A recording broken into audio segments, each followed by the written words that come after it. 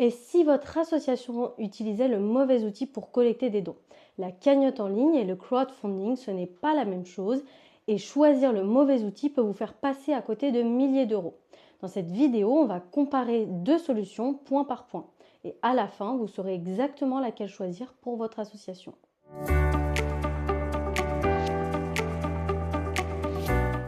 Commençons par le plus connu, une cagnotte en ligne. C'est un outil de collecte simple et rapide. Vous créez une page sur une plateforme, vous ajoutez un titre, une description, un objectif de montant et vous partagez le lien à votre réseau.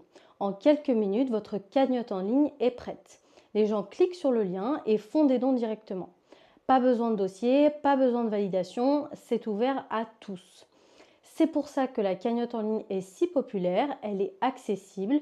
N'importe quelle association, même petite, même récente, peut en lancer une. Mais attention, la cagnotte en ligne a une limite importante. Elle repose presque entièrement sur votre propre réseau.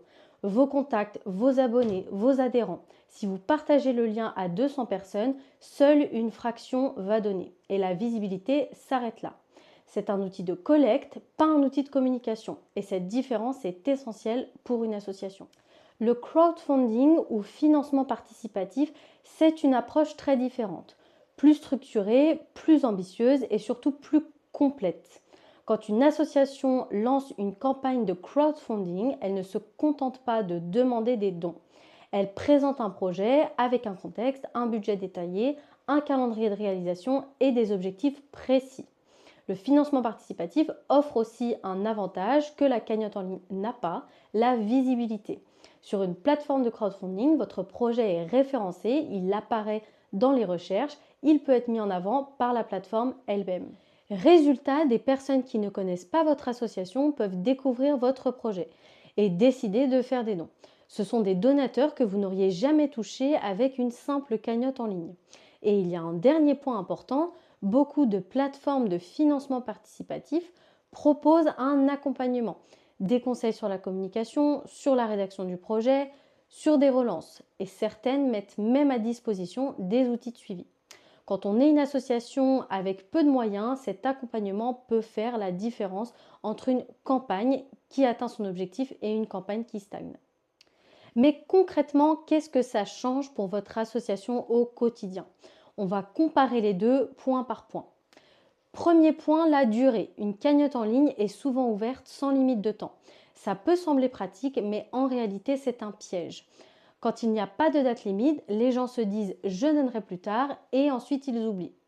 Le crowdfunding solidaire fonctionne avec une campagne limitée, 30 jours, 60 jours ou 90 jours. Cette contrainte crée un sentiment d'urgence. Le compteur tourne et les dons arrivent plus vite, surtout dans les premiers et les derniers jours de campagne. Deuxième point, l'accompagnement. Avec une cagnotte en ligne classique, vous êtes seul, vous créez la page, vous partagez le lien et vous attendez. Si la collecte ne décolle pas, personne ne vient vous aider. Sur une plateforme de financement participatif spécialisée, c'est différent. Vous pouvez bénéficier de conseils avant le lancement, comment formuler votre projet, quel objectif fixer, quand lancer la campagne. Et pendant la collecte, certaines plateformes vous aident à communiquer, à relancer vos donateurs et à ajuster votre stratégie. Pour une association qui n'a pas d'équipe de communication dédiée, c'est un vrai avantage.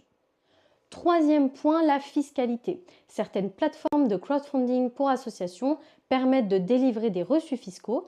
Vos donateurs peuvent alors bénéficier d'une réduction d'impôt sur leurs dons. Et c'est un avantage qu'une cagnotte en ligne classique ne propose généralement pas. Quatrième point, le montant collecté. Les campagnes de financement participatif pour les associations collectent en moyenne des montants plus élevés qu'une cagnotte en ligne. Pourquoi? Parce que tout s'additionne. Le projet est mieux représenté, la visibilité est plus large, l'avantage fiscal motive les donateurs et l'urgence de campagne pousse à l'action. Vous voyez maintenant les différences concrètes. Mais la vraie question, c'est lequel est fait pour votre association et pour votre projet. C'est ce qu'on va voir maintenant.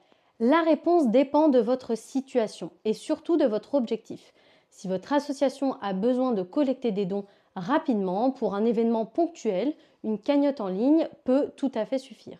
La cagnotte en ligne est faite pour ça, c'est simple, c'est rapide, c'est efficace pour des petits montants dans un cercle connu. Mais si vous portez un projet concret, structuré, alors la plateforme de crowdfunding est beaucoup plus adaptée.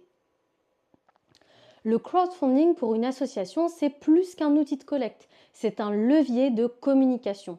Chaque campagne raconte une histoire, elle met en lumière le travail de votre association, elle montre concrètement l'impact des dons.